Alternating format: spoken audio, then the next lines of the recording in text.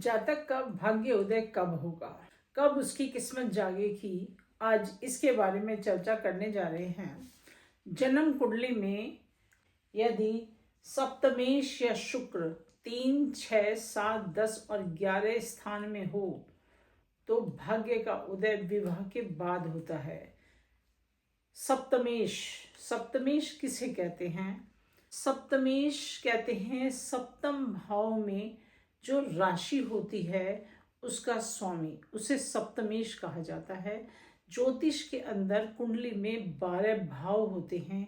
12 भाव जो हैं वो फिक्स हैं। हर किसी की कुंडली में 12 भाव ही होते हैं, जिसे इंग्लिश में हाउसेस बोलते हैं। वो फिक्स हैं।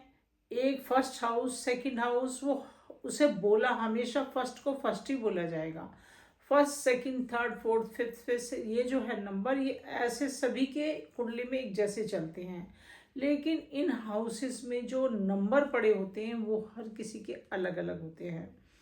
वो नंबर जो पड़े होते हैं उन्हें कहते हैं राशि। फर्स्ट हाउस है, फर्स्ट हाउस को हम लगन कहते हैं। उस लगन में किसी के 2 नंबर हो सकता है, किसी का 3 होगा, किसी का 8 होगा, किसी का 12 होगा, वो अलग अलग होगा। सप्तमेश जो है, ये जो कुंडली में जो राशियां चलती हैं, हाउसेस, ये एंटी क्लॉकवाइज चलती हैं, उल्टे। जैसे ये हमने एक सैंपल के तौर पे कुंडली बनाई है। इस कुंडली में जो है फर्स्ट हाउस ये है, इसी को लगन बोलते हैं। First house, second, third, fourth, fifth, 6 और 7। सप्तम भाव ये वाला है, जस्ट एक के सामने वाला जो फर्स्ट हाउस है उसके बिल्कुल सामने वाले को सप्तम भाव बोलते हैं।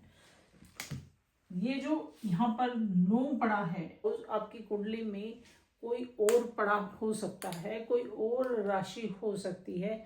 यदि 1 नंबर लिखा है और 8 नंबर लिखा है तो उसके स्वामी मंगल होंगे। यदि 2 और 7 पड़ा है तो उसके स्वामी शुक्र होंगे। यदि 3 और 6 लिखा है तो उसके स्वामी बुध होंगे। यदि 9 और 12 लिखा होगा तो उनके स्वामी गुरु होंगे। यदि ये रहा, यहाँ पे सब मैंने सुविधा के लिए आपकी लिखा हुआ है। यदि 9 और 12 नंबर लिखा है तो उसके स्वामी गुरु होंगे। यदि 4 लिखा है, 4 का मतलब है कर्क राशि, उसके स्वामी चंद्रमा होते हैं। 5 नंबर लिखा है, 5 नंबर लिखा है तो वो है सिंह राशि, उसके स्वामी सूर्य होंगे। अब आपको अपने सप्तम हाउस में, इस वाले घर में, ये वाला जो लगन के सामने, ये फर्स्ट है, जस्ट इसी के सामने वाला, ये इसी के सामने वाला ये जो है, ये 7th हाउस है। सप्तम भाव में आपको देखना है कि आपके इस सप्तम भाव में क्या नंबर लिखा है। जो नंबर लिखा है उसके स्वामी ये हैं। 1 और 8 का मंगल है। यहाँ पर हमने 9 है, यहाँ पे जो लिखा है वो 9 नंबर लिखा है। 9 का मतलब है ये रहा गुरु।